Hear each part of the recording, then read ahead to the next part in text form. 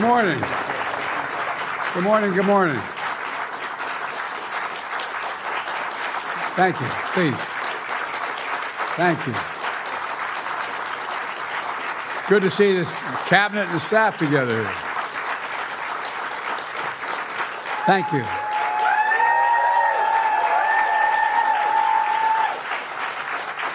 Thank you, thank you, thank you. Please.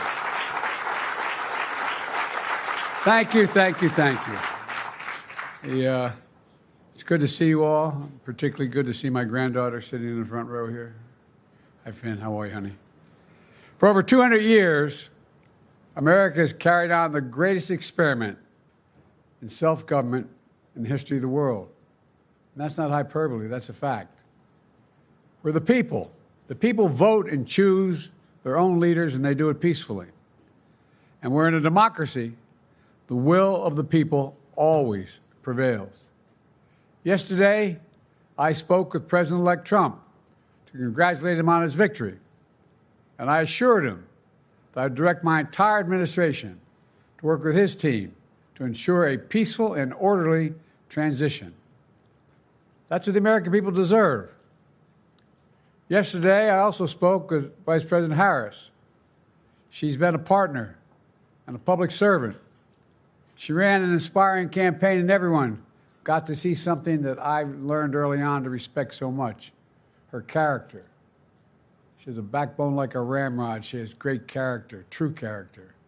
She gave her whole heart and effort, and she and her entire team should be proud of the campaign they ran. You know, the struggle for the soul of America, since our very founding, has always been an ongoing debate and still vital today. I know for some people, it's a time for victory, to state the obvious. For others, it's a time of loss. Campaigns are contests of competing visions. The country chooses one or the other. We accept the choice the country made. I've said many times, you can't love your country only when you win. You can't love your neighbor only when you agree. Something I hope we can do, no matter who you voted for, is see each other not as adversaries, but as fellow Americans. Bring down the temperature. I also hope we can lay to rest the question about the integrity of the American electoral system. It is honest, it is fair, and it is transparent.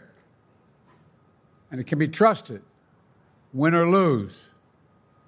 I also hope we can restore the respect for all our election workers who busted their necks and took risks at the outset. We should thank them. Thank them for staffing voting sites, counting the votes, protecting the very integrity of the election. Many of them are volunteers who do it simply out of love for their country. And as they did their duty as citizens, I will do my duty as president. I'll fulfill my oath, and I will honor the Constitution. On January 20th, we'll have a peaceful transfer of power here in America. To all our incredible staff, supporters, cabinet members, all the people who've been hanging out with me for the last 4 years, God love you, as my mother would say. Thank you so much. You put so much into the past 4 years. I know it's a difficult time. You're hurting. I hear you and I see you. But don't forget all that we accomplished. It's been a historic presidency. Not because I'm president, because what we've done, what you've done. A presidency for all Americans. Much of the work we've done is already being felt by the American people, but the vast majority of it will not be felt over the next 10 years. We have legislation we passed that's just only now just really kicking in. We're going to see over $1 trillion worth of infrastructure work done, changing people's lives in rural communities and communities that are in real difficulty because it takes time to get it done. And so much more it's going to take time, but it's there. The road ahead is clear, assuming we sustain it. There's so much we can get done and will get done. based on the way the legislation was passed. And it's truly historic. You know, we're leaving behind the strongest economy in the world. I know people are still hurting, but things are changing rapidly. Together, we've changed America for the better. Now we have 74 days to finish the term, our term. Let's make every day count. That's the responsibility we have to the American people.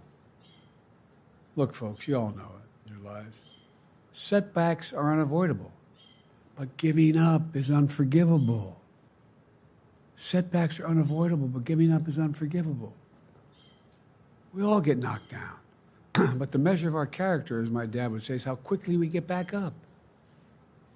Remember, a defeat does not mean we are defeated. We lost this battle. The America of your dreams is calling for you to get back up. That's the story of America for over 240 years and counting. It's a story for all of us, not just some of us. The American experiment endures. We're going to be okay, but we need to stay engaged. We need to keep going. And above all, we need to keep the faith. I'm so proud to have worked with all of you. I really mean it. I sincerely mean it. God bless you all. God bless America.